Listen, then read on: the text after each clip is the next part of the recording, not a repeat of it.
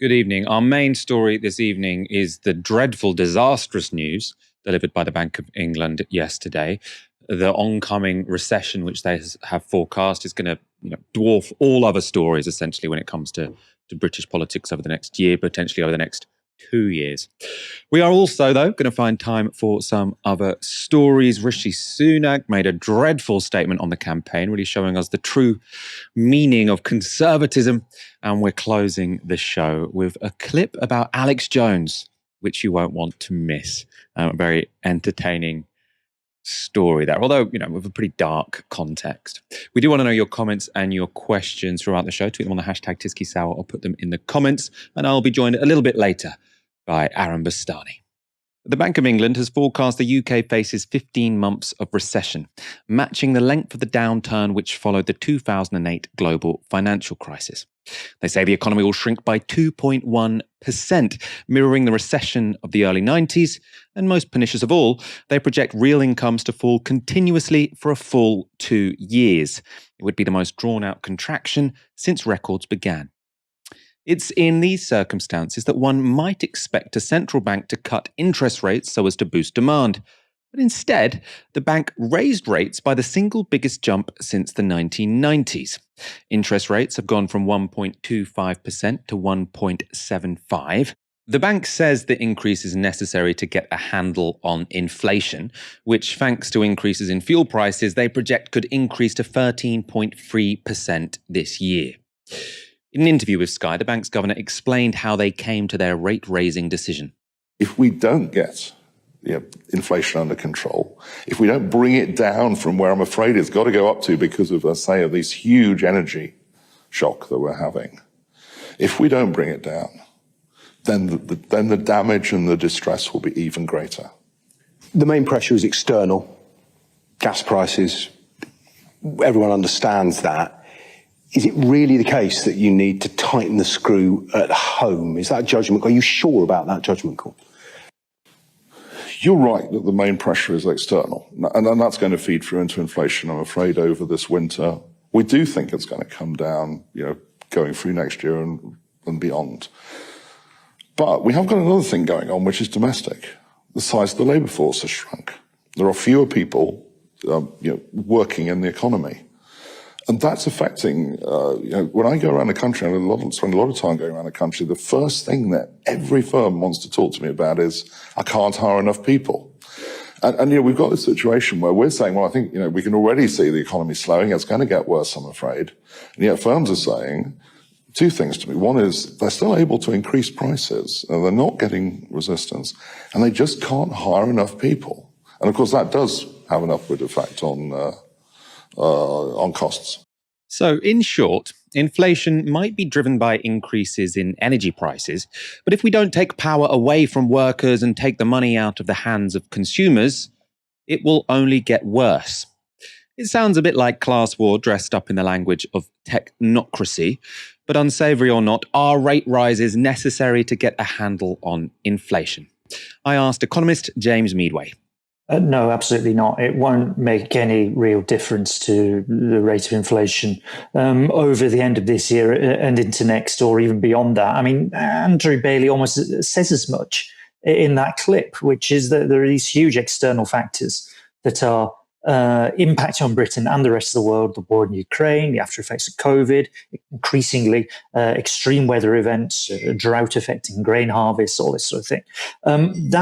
That's having the impact on prices of everything, or at least certainly there's some really important raw materials, things like oil and gas and some basic foods here in Britain and right the way across the world. You change the interest rate here, it doesn't stop Russia invading Ukraine. It doesn't change how much gas in Qatar costs. It doesn't do any of these things. It's useless. So no, that doesn't make any impact on the prices here. The thing that you could do, that Andrew Bailey and others in the mainstream of economics will never talk about, is that you can squeeze profits. Because what's happened over the last year is that prices have gone up, wages haven't gone up as much, so of course profits have really exploded. And right at the top for some of the biggest companies in the country, BP and Shell are the most obvious ones. You saw BP's profits earlier this week. Profits have gone through the roof. Now, you could take some of those profits and either hand them out as wage increases or force BP and Shell and some of the other providers of these essential goods to not raise their prices. And that would mean their profits coming down, but everybody else would be better off. That kind of stuff is never talked about by Andrew Bailey or by the kind of economics mainstream. The problem with profits in the middle of all this inflation isn't being discussed anywhere near enough. And it's the key to what's happening right now.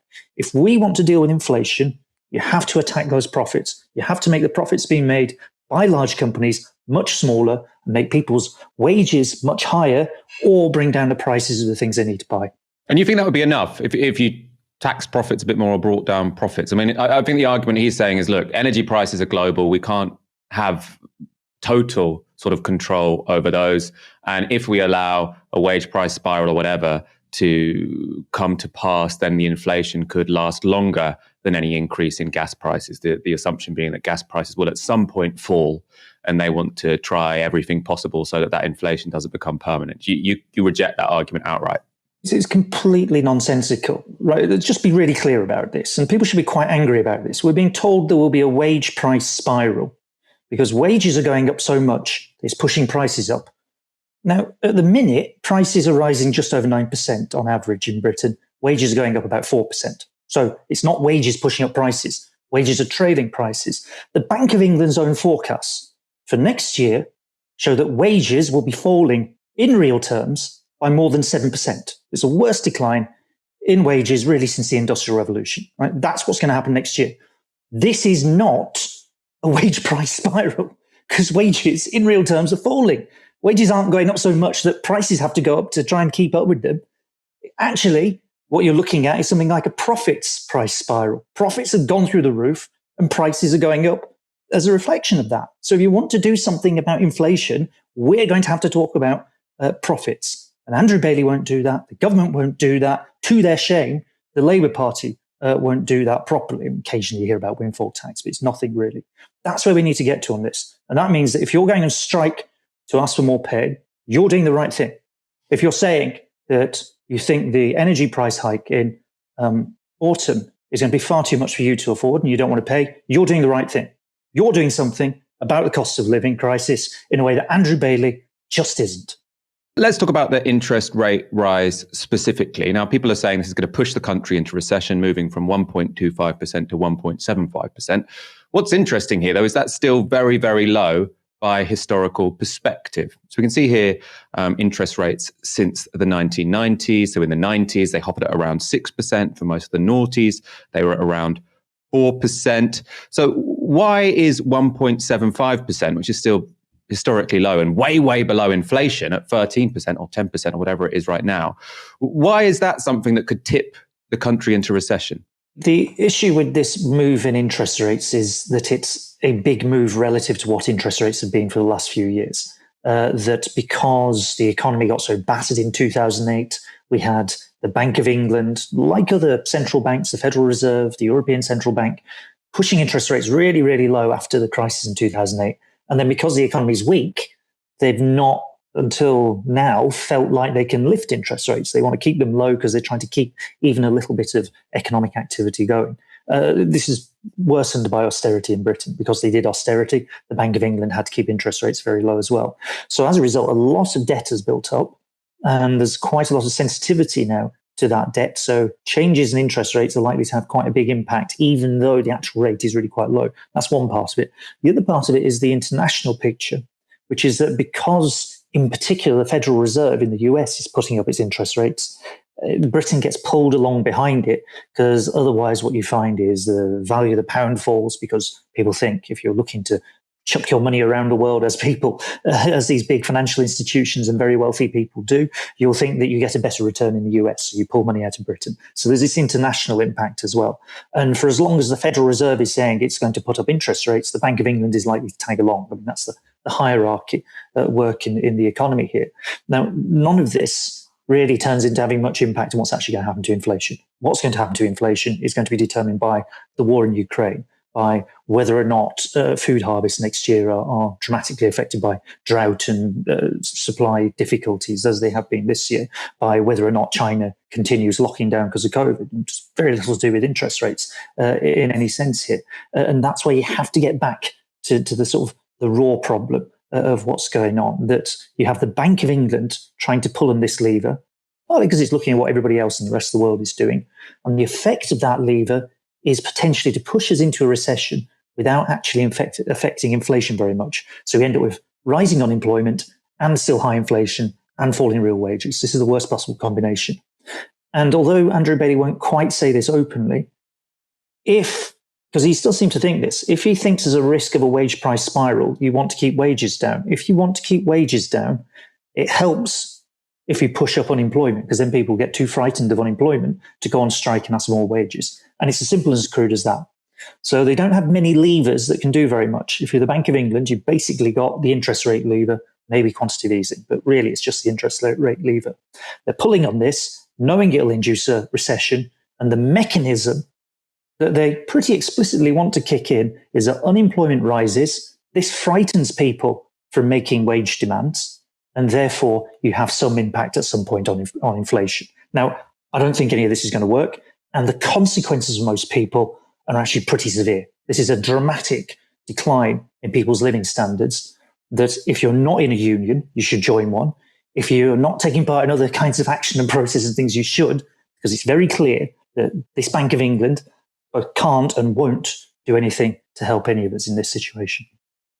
I want to go to another argument from Andrew Bailey about precisely the question of industrial action and people fighting for higher wages, or wages which are, to some degree, in line with inflation. So this is a conversation he had this morning with Justin Webb on Radio 4. What is, in the current context of inflation, an inflationary pay rise? We had Mick Lynch on the programme the other day from the RMT. I talked to him. He said, our members haven't had a rise for 3 years. It's perfectly legitimate to ask what we're asking for. We're not even getting more money than inflation. We're still taking a cut, is the point he makes. And lots of other union leaders, lots of other people in all sorts of jobs around the country. What is an inflationary pay rise? Well, let me put it, there isn't a number, but let me put it in terms of the sort of the concept, if you like. If everybody tries to beat inflation, and that's in both price setting and wage setting. Yeah, but what about matching it? Never mind beating it. What about matching it? Why is that inflationary? Well, it never comes down. That's the issue in many ways. If everybody tries to beat it, it doesn't come down, it gets worse. That's the problem. There's a second problem, and this is very important. I've said this a number of times. I put this in terms of high pay rises and high price increases, because in that world, it's the people who are least well off who are worst affected, because they don't have the bargaining power. So that was Andrew Bailey, who I think is on about £500,000 a year, essentially suggesting that people who are striking in industries where they have high bargaining power, so for example, if you are a train driver, you do have quite a lot of bargaining power. If you withdraw your labour, that's going to make a big impact on the economy, more so potentially than someone who works in a supermarket, for example, or a hairdresser. Is there anything to that argument, James? They're saying if we leave it all to unions setting wages, then you'll get people with bargaining power getting wage increases and everyone else just having to suffer the high prices caused by oil and gas increases. And Andrew Bailey there is saying also caused by people with bargaining power getting their wage increases almost in line with inflation. It's the same problem again. It's the missing term. It's the elephant in the room in all this. Look, profits for the largest companies in Britain are up 73% since the pandemic. Right? It's just two. If you take price rises for the first 6 months of this year, 60% of that, if you look at the aggregate figures, is due to profits. Just 8% due to wages. Profits. It is not an RMT worker who takes money off somebody who's working in Sainsbury's for their wages. That isn't how it works, right? If somebody's getting a pay rise, it's coming out of the surplus, either tax revenues or government borrowing, or for most people, company profits. And company profits are very, very high. So if you reduce those profits and you pay people higher wages, it does not follow that prices have to go up, right? That's just companies chasing their markup, chasing the fact they want to carry on making these high profits. So you squeeze them. That's what needs to happen here. Keir Starmer doesn't want his front bench anywhere near a picket line. And when Shadow Transport Minister Sam Tarry defied that ban, the Labour leader promptly sacked him. But a recently circulated video shows Sir Keir was singing a very different tune in 2020 while running for Labour's leadership. The video was taken on the picket line of a UCU strike. It's really important you get politicians to come out and support you and stand with you in this. So I'm very proud to do that, to be with you this morning and to support you through this campaign, both as the local MP for here, but also in the shadow cabinet and as running as leader of the Labour Party, because my leadership, if I win it, will be standing with you and other campaigns like you so that we can win issues like this that are so important. Mate, my leadership will be standing with you and other campaigns like you. Now, I think that counts as being caught red-handed. I'm joined now by Aaron Bastani. It's not a surprise that Keir Starmer's gone back against his words. I think when it comes to strike action, this is the most explicit it's been, though, right? He's literally on a picket line saying, both as an MP and as a shadow cabinet member and as a candidate for leader of the Labour Party, I want to be here on a picket line and I will support campaigns like you when I'm leader. Yeah. And he also says, Michael, I think it's in that same clip at another point. He also says that, political involvement by leading MPs helps these kinds of actions win. If he still thinks that, then he actively is working against these strikes in the knowledge that they are more likely to lose because of his perceived neutrality. Really desperate stuff. I mean, I talked earlier on today, Michael, and I said, look, I understand middle-class liberals love this guy, partly because maybe there's a bit of projection, wish fulfillment. They see a bit of him in them. This tends to happen, 50, 60-year-old guys who are affluent, who've only known professional success with their big houses. They think, well, that's what politicians should look like. They should look and sound like me. That's human nature. I get it. But surely you can recognize somebody who's repeatedly lying to such an extraordinary extent. This is not normal. This is not normal. And I think really the only analog in terms of how easily he lies is Boris Johnson. But what's super different about them is that Boris Johnson lied in a very clumsy, oafish, almost farcical way. Starmer does it in an incredibly calculated, devious, Machiavellian way. Very different. And I think that's more reason to criticize him if you're a liberal even, because this is the precise kind of optic, the precise kind of politician which has switched working class voters off politics, or low income voters particularly, in the last 25 years. That's quite a recent phenomenon that lower income voters are less likely to vote than higher income voters. It's really since I think the late 1980s, early 1990s, precisely because of figures and behavior like this. It's not good if you want progressive politics. You don't need to like Aaron Bastani on Novara Media. You don't need to be a diehard Corbynite. It's not in your rational self-interest to have politicians behaving like this because it makes you and your politics less credible for the electorate at large. The Tories have always existed to transfer money from the poor to the rich, but they don't normally say that out loud. This week, though, leadership candidate Rishi Sunak did just that. Managed to start changing the funding formulas to make sure that areas like this are getting the funding that they deserve. Because we inherited a bunch of formulas from the Labour Party that shoved all the funding into deprived urban areas, then that needed to be undone. I started the work of undoing that.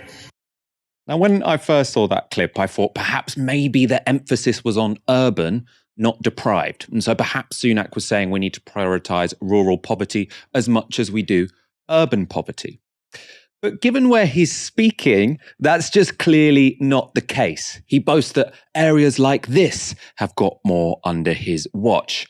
And he's speaking in Tunbridge Wells. Now, Tunbridge Wells, or Royal Tunbridge Wells, to give it its full name, is one of the wealthiest towns in Kent, and Kent is one of the wealthiest counties in the country. In one street, the average house price is £2.1 million, while overall, the average property price in Royal Tunbridge Wells is twice the national average. It has more high earners, fewer kids in child poverty, and far lower unemployment than the rest of the country.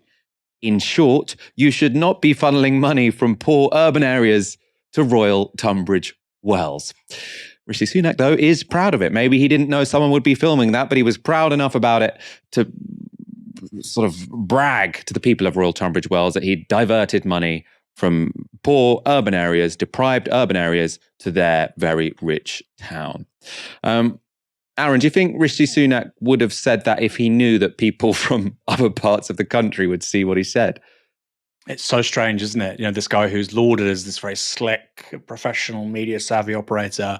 Again, lots of projection, lots and lots of projection. The guy is, how can I put this? He's a bit of a goofball, actually, when it comes to quite basic things. Like if you say something that's controversial, don't do it in a public event where people are putting up their camera phones towards you. Yeah, maybe you might say at a donor's dinner on the sly, and so somebody can allege you said it, but it's never really going to go anywhere.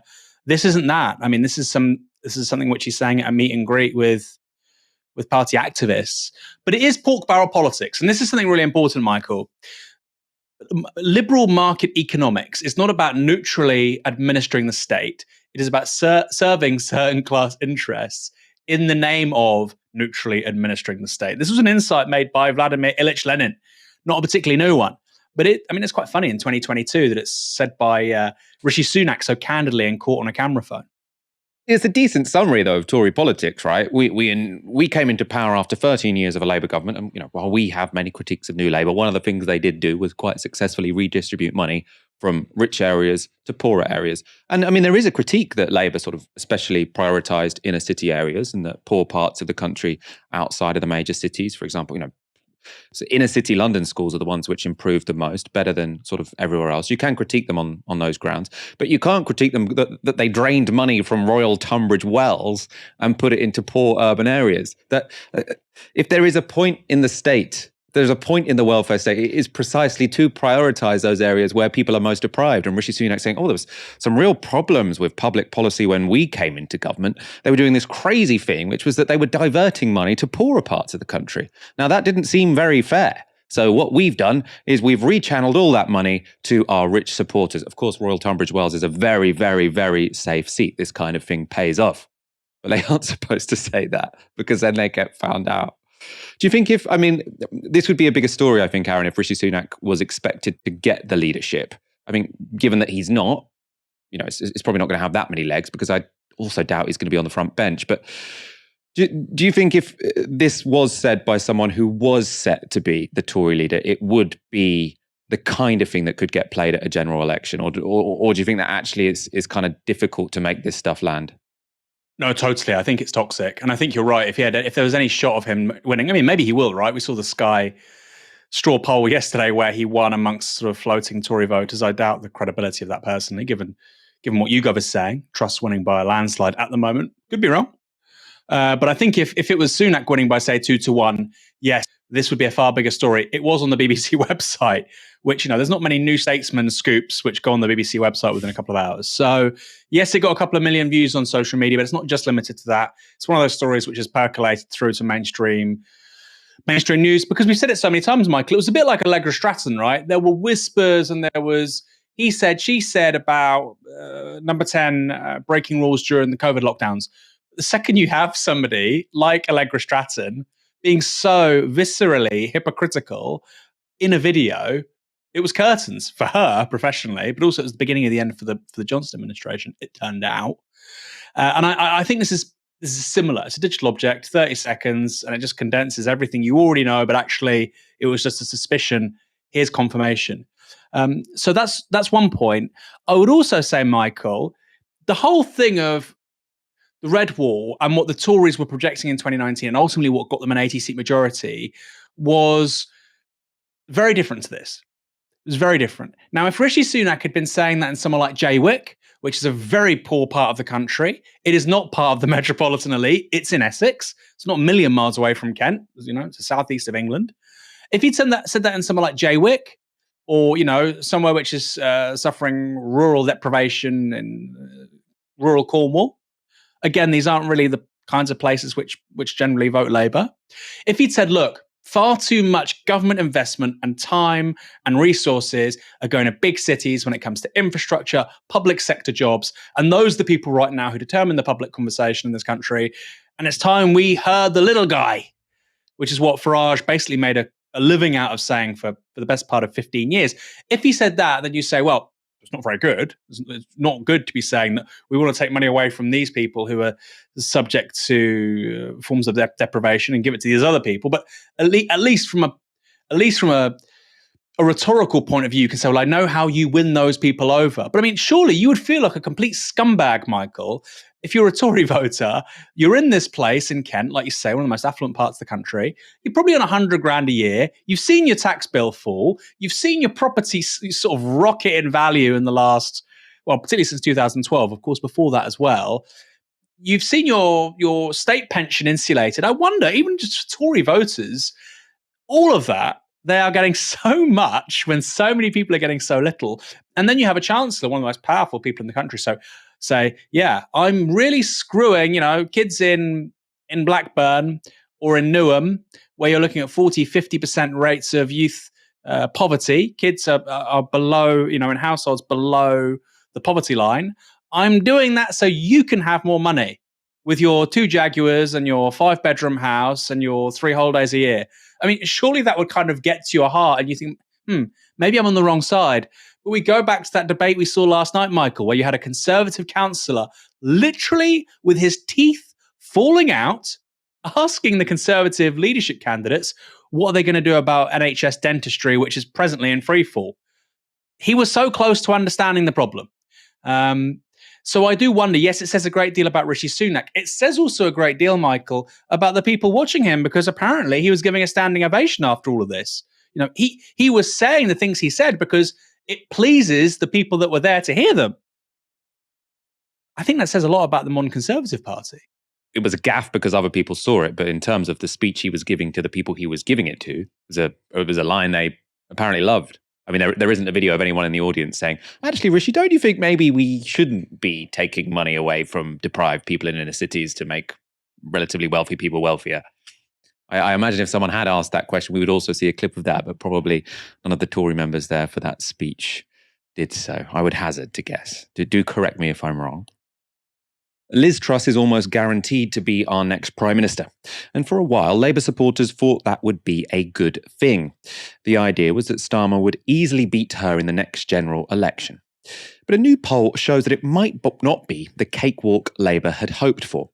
According to the poll from Redfield and Wilton, Starmer would comfortably beat Sunak, but if Truss wins, she would enjoy a 2-point lead over Starmer. This is the second poll that puts Truss ahead of Sir Keir, and we can see why this has happened if we look at their popularity over time. So soon after Boris Johnson resigned, Starmer's popularity began to fall, while Truss's has been steadily increasing.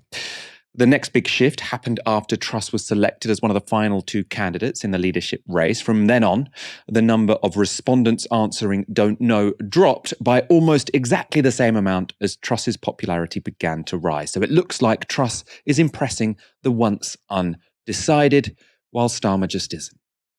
That shift also appears to be reflected in polls which show voting intention.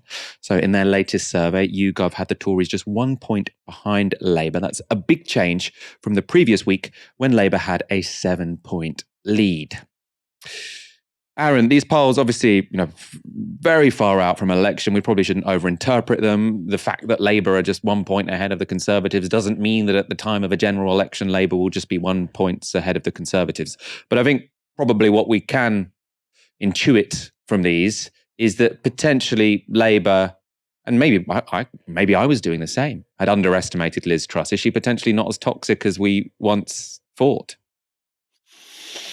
Look, if you were looking at a moderately healthy economic cycle, right, like enjoyed by Cameron and Osborne can inflict austerity on the country because interest rates are low, inflation's low, you're still members of the European Union, so there's not that massive sort of geopolitical disruption there. If inflation had been 10% and you have to increase interest rates under Cameron Osborne, they can't do austerity like they did. They had this amazing Goldilocks set of circumstances, record low rates at which you could borrow, the state could borrow money. People were trying to give money to sovereign nation states between, say, 2010 and, well, in this country till 2016. They were just trying to give you money and they built fuck all, which is just extraordinary. And by the way, people say Boris Johnson, the worst prime minister ever. Absolutely not. It is David Cameron for a bunch of reasons, including that one. If Truss had that kind of broader economic context, I'd say, yeah, maybe. But I do think, Michael, it's kind of looking at the wrong thing when you've got, CPI, as we spoke about earlier, or you spoke about earlier with James Meadway, CPI hitting 13%, RPI, which includes remortgaging costs, student loan costs, that's going to 17.9% according to one source. The average person who made £30,000 last year, I think in real terms, is going to feel something like £1,800 worse off by the end of next year. Liz Truss is getting better. She's performing better in the media, which I think that's true. And I think she'll probably get better. People generally get better at things the more they do them, unless you're Keir Starmer. I think that's true, but I think it sort of it underestimates the scale of the problem. Now, if you have Liz Truss become the prime minister, and there's an emergency budget in October or November, and they do some extraordinarily big thing to mitigate people's energy bills, then yes, they may pull away in the polling. They could do. But I think purely on the basis of her personality and the fact she's slightly better at the media and at questions than we think, although she had some real horrors last night, I don't know. That said, I really would be very worried if I was Labour, the fact that you have a Tory party who just ditched a leader who was really vilified and hated and disdained by much of the country. He's still loved by the Tory base, but there's only 150, 200,000 of them. And these people all get to choose the next prime minister, very unrepresentative of the country. They literally don't have a leader in a cost of living crisis worse than anything, really. Like James Meadway said again, a lot of the stuff we're now looking at is the worst it's ever going to be in the history of the Industrial Revolution, the last 250 years. And the Tories are closing the gap. Now, if I was Keir Starmer, I would be worried about that. I would find that somewhat strange. I would. People said, well, Corbyn was only 5 or 6 points ahead. It should be 20 points ahead. You would think Labour versus a Conservative Party with literally no leader and a set of economic circumstances worse than the stagflation of the 1970s, and now what we're being told, probably worse than 2008 in many ways, and yet the Tories are closing the gap. Two things. I think that could be subject to change. I think, of course, we're so used to social media and, what's trending and, oh, look, this person said this thing today, it's Rishi Sunak. Of course it matters. But that's not the temporality of politics. The temporality of politics is months and years. The 2008 crisis happens. You go into 2009 with those 5 quarters of economic contraction, which we're about to see again, according to the Bank of England. And off the back of that, what do you have? The rise of the BNP in 2009, the rise of UKIP, the rise of the SNP, the rise of Corbynism, Farage, Brexit, Boris Johnson. That is all a response to events in 2008, 2009. So if we're trying to think of the political consequences in regard to the next 18 months, don't think about the next 18 months. Think about the next 5 to 10 years. Can Liz Truss win the next election? Plausibly. But I think what's going to make or break her is the response to really unprecedented economic conditions in the last 40, 50 years. Her being affable in a TV interview is not going to cut it. And she's in a difficult position because, I think probably she will come up with a big emergency budget and give people quite a lot of money actually to pay their energy bills. Because, the pressure to do that is going to be enormous. It seems like this movement to stop paying energy bills is growing. People are incredibly, incredibly angry. So I can imagine her doing something similar to what Rishi Sunak did, but maybe bigger because she doesn't really care about the debt, rightly, I think, actually. Obviously, I think all the tax cuts are a mistake.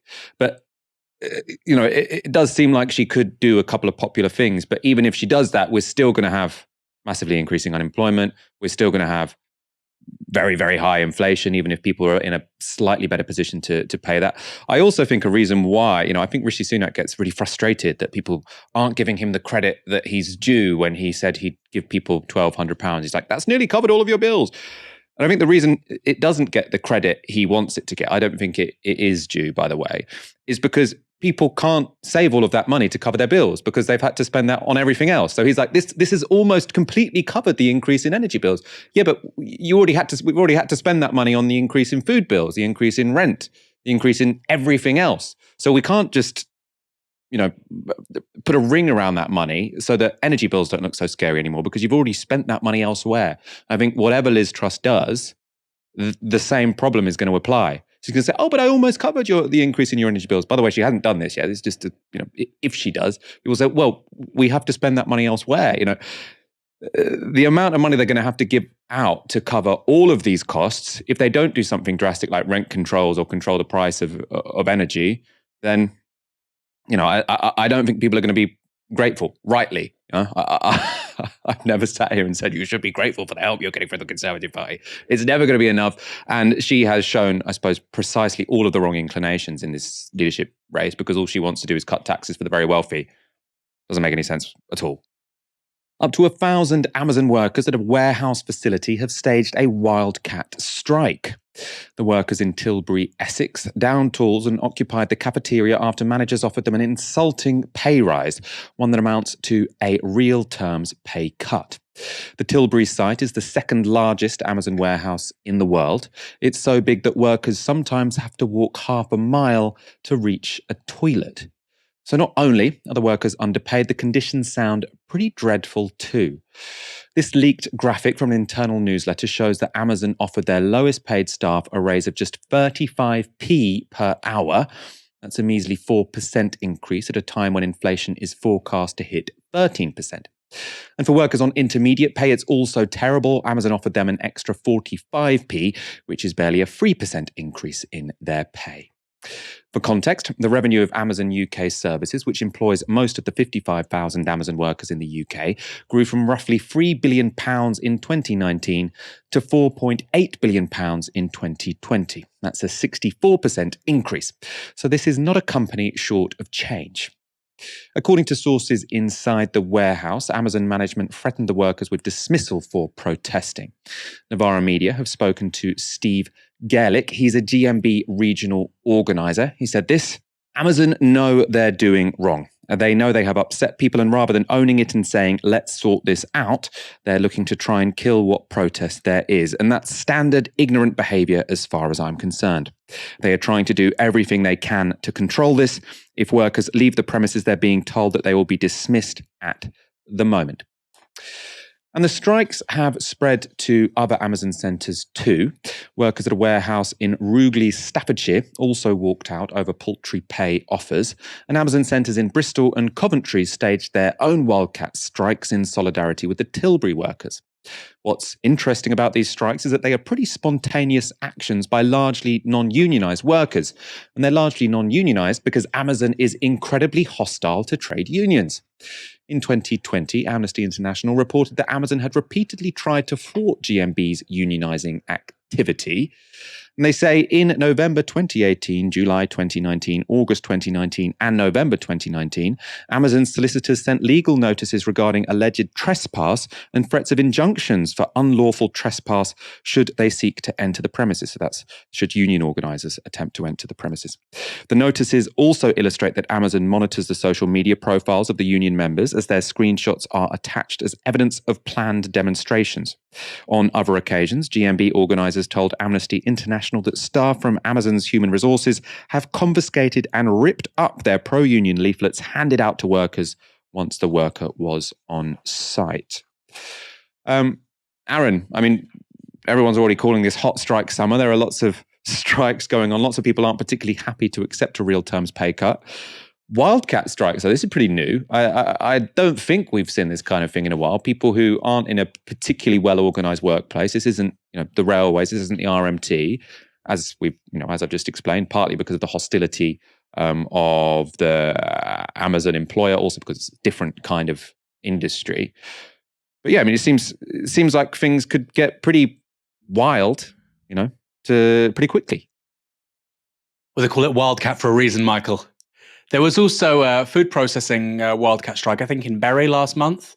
Again, it's one of those industries where you just think, okay, this isn't usual. This is not like a walkout by automotive manufacturing workers, or like you say, tube drivers or the public sector or whatever. You're not going to get a Wildcat in the public sector, but you know what I mean.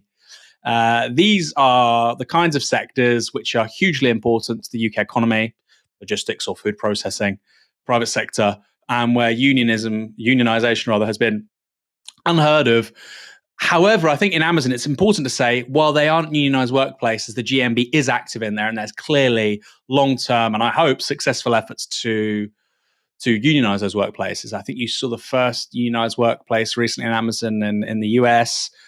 You saw allegations of collusion between state authorities, the police, and Amazon management to stop that from happening.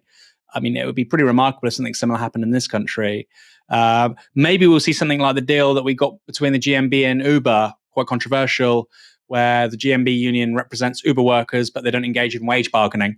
You'd say, well, what's the point of a union that doesn't engage in wage bargaining? That would be a sticking plaster, I think. A 35p pay rise when you're looking at 13, 15% inflation this year. By the way, we've not said this enough, Michael. The Bank of England is saying for the end of next year, or Q3, third quarter, so this time next year, they're still expecting inflation of 9.5%. It's only in 2024 it magically falls back to 2%, our target, magically. We don't know how. And of course, that all depends on the conflict between Russia and Ukraine or China, trying to have a trade war with the world's largest exporter. That will probably push up inflation. I'm not a genius. I don't run the Bank of England like Mr. Bailey, but I have my suspicions. So it tells you about the extent and the intensity of the problem that workers in logistics, food preparation, are doing. That 35p is a real slap in the face. I mean, in real terms, you're getting effectively 10% poorer in the space of 1 year. And I think for our audience, again, to sort of really impress this on our audience, what is happening with inflation. If we have, say, inflation over the next 2 years of 10% per annum, which is broadly now what seems to be the BOE predictions, which, by the way, may be conservative. If you have £100, at the start of 2022, that £100 it's worth 20% less at the start of 2024. That's a lot. Let's say your mum or dad dies and they leave you some money, and then you've got 30 grand in the bank, and oh wow, I'm never going to have this much money ever again. It's not enough to put a deposit down on somewhere. That's losing 20% in value. Of course, there's a little bit of interest from the interest rates, but not much. That's losing 20, or if you just keep it under your mattress, 20% in 2 years. That's really, really, really remarkable. And to go back to what you were saying earlier on, Michael, increasing prices for food, increasing prices for energy, increasing prices for labor, increasing prices of capital because of the increase in interest rates. What does that mean? It means that people remortgaging have to pay more. If you're a landlord remortgaging, it means that you push that onto your tenants. So renters are going to have to pay for that increase in interest rates too. So rising energy, rising housing costs. If you're a business, rising labor costs. If you're a business, rising corporation tax costs, though, of course, we're perfectly happy for that. Rising national insurance contributions. It's a real mess. And what makes it so interesting and unique is that, yes, you've got workers in these ununionized workplaces like Amazon who realize the scale of that and think, we are not putting up with this. But that goes quite a long way up, to people on, say, 40, 50 grand in the public sector, small businesses who are really struggling. There are so many small businesses, Michael. They came through COVID and now they're being hammered by high energy prices. Hammered. We've seen it in the last week. 2 local bus companies, I think one in Yorkshire somewhere, one in Bournemouth, where I'm originally from, Yellow Buses, they've gone out of business because of passenger numbers being lower than they were pre-COVID. And of course, their energy costs are up. And in the case of Yellow Buses, I think you're looking at about 300 drivers out of work. So many different demographics, from small business owners to, unionized public sector workers to ununionized private sector workers. All of them are looking at this car crash over the next year to 18 months and thinking, we've got to do something about this. And this is I think in many ways, the most radical and interesting expression of that. Very articulately laid out all of the massive problems that the British economy and the British people are going to face over the next couple of years. Got some breaking news. Liz Truss has just sent out a press release. It says, for immediate release, pictures, Liz Truss visits world's biggest union flag. So that is the press release the Liz Truss campaign has sent out today. That's where their priorities are. If you want to read more on the story we were just talking about, there's the full report up on novaramedia.com. Well worth taking a look at that. The link can be found in the description box below. Alex Jones is a right-wing American shock jock who uses his InfoWars site and show to broadcast fake news and wild conspiracy theories. You may remember him from bizarre episodes like this. And I'm not saying people didn't naturally have homosexual feelings. I'm not even getting into it, quite frankly. I mean, give me a break. You think I am like, oh, shocked by it, so I'm up here bashing it because I don't like gay people? I don't like them putting chemicals in the water that turn the friggin' frogs gay. Do you understand that? Serious crap. I'm sick of being social engineered. It's not funny. That's a fairly stupid conspiracy theory that the US government is deliberately turning American frogs gay. But some of his output is a lot darker. On the 14th of December 2012, 20-year-old Adam Lanza entered Sandy Hook Elementary School. He was armed with a semi-automatic rifle and 10 rounds of ammunition. Within about 5 minutes, he shot and killed 26 and 7-year-old children, as well as 6 adult members of the school staff. He then shot himself. These are well-established facts about one of America's most heinous mass shootings. And yet, this is how Jones chose to cover the story over the years. The official story of Sandy Hook has more holes in it than Swiss cheese. My gut tells me the White House, people controlling the governments were involved in this. So don't ever think the globalists that have hijacked this country wouldn't stage something like this. They kill little kids all day, every day. And it's not our government, it's the globalist. I mean, they're doing it. They're doing it. They're staging it. Included in the conspiracy theory he promoted were claims that the parents of the murdered children were paid actors, that the massacre was a false flag operation carried out by gun control advocates, and even that no children had ever been killed. Those traumatized parents were then harassed for years by Jones's followers, with some being forced to move home several times. So Jones is a really, really bad guy, which makes the clip we're about to show you all the more satisfying. It takes place in a Texas courtroom where 2 of those parents have been suing Jones for defamation.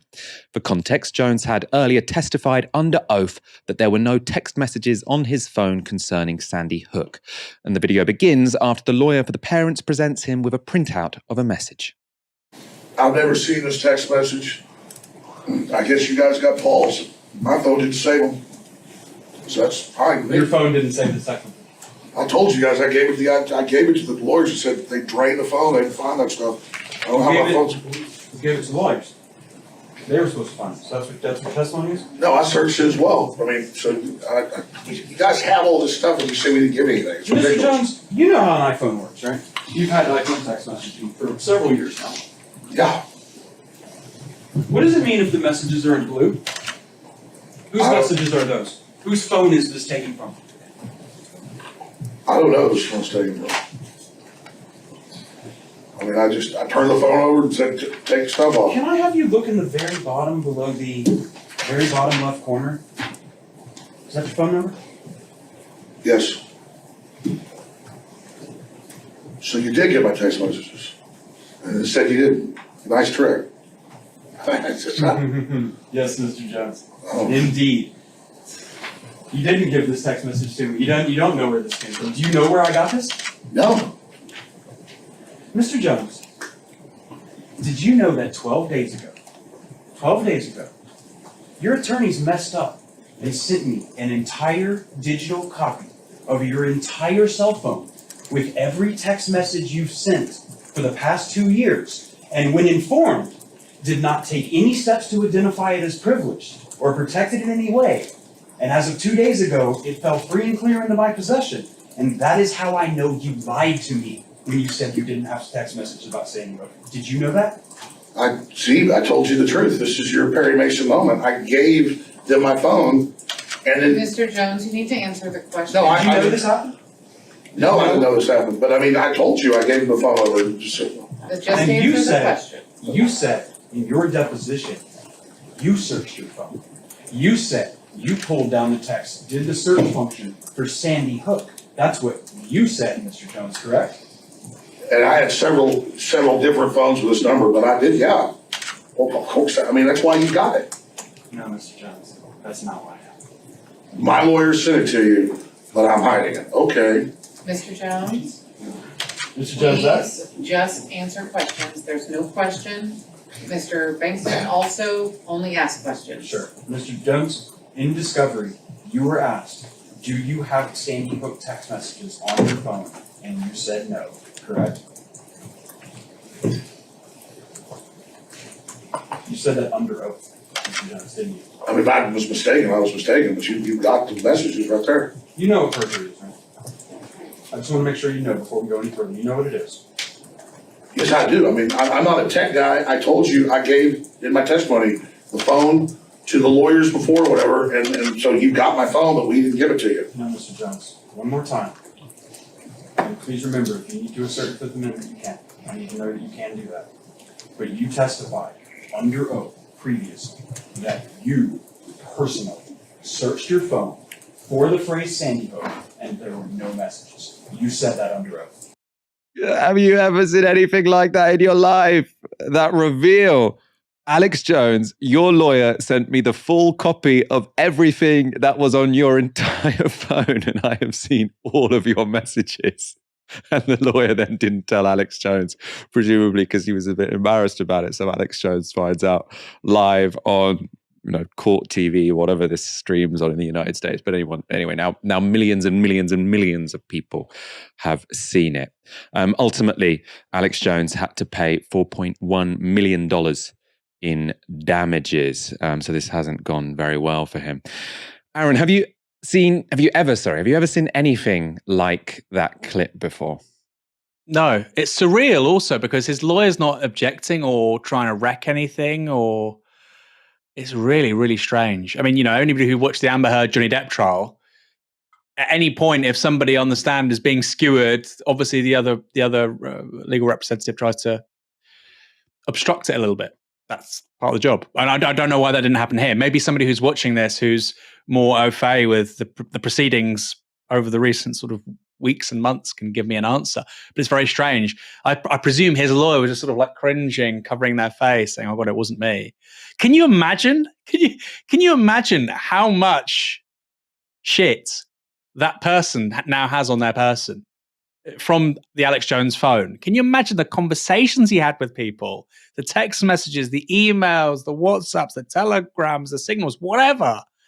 Because he's had obviously the divorce with his wife. He was interviewed by Joe Rogan. It was only in 2016 that he interviewed Donald Trump on InfoWars. The stuff on there must be extraordinary. Now, of course, it has to be relevant if he's disclosing it in a court of law. But my God, I would be very surprised if journalists, individuals haven't got in touch with that lawyer saying, "Look, is there anything you can give me in this phone, which is at least a lead to a big story?" Because I bet there's several dozen.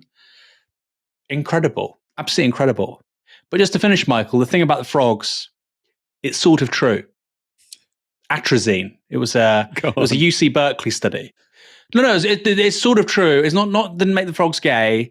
There's a pesticide. So it's not a government program. It's a pesticide. Pesticides have all sorts of bad consequences. Yes, I don't think Alex Jones is kind of like a eco-anarchist or an eco-socialist. Atrazine, which is a very common pesticide, can effectively turn male frogs into female frogs. From what we can see, they start to produce estrogen. They can start to lay eggs. They start to mate with other males. So it doesn't make the frogs gay. It turns them effectively into female frogs. But it's not a government program. It's not intentional. Pesticides do lots of bad things. I mean, we've known that since Rachel Carson and the mid 1950s.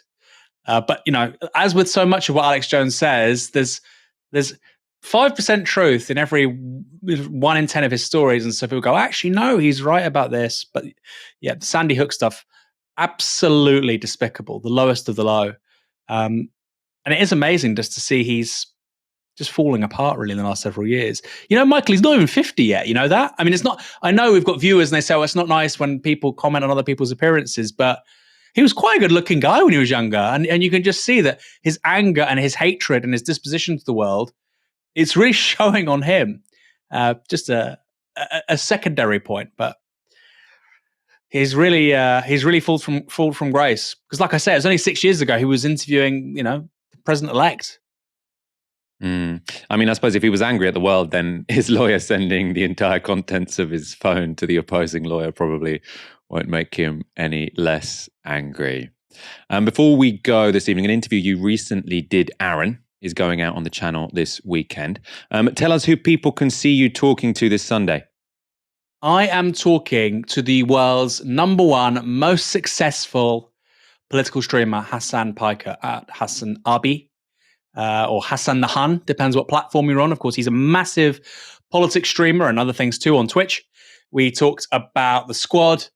Will there be a civil war in the United States?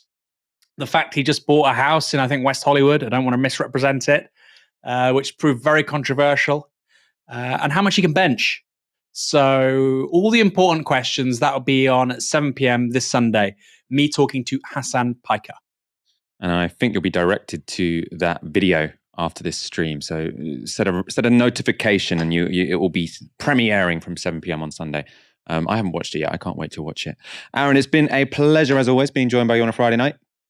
My pleasure, Michael. My pleasure. Some real gotcha videos today. We've got the Alex Jones, we've got Rishi Sunak, we've got Keir Starmer. This is Michael Walker in his element. This is like Zinedine Zidane, the 1998 World Cup final. I loved being a part of it. Keep coming. We need more bad people to get embarrassed. We'll be back on Monday. Have a fantastic weekend. You've been watching Tysky Sour on Novara Media. Good night.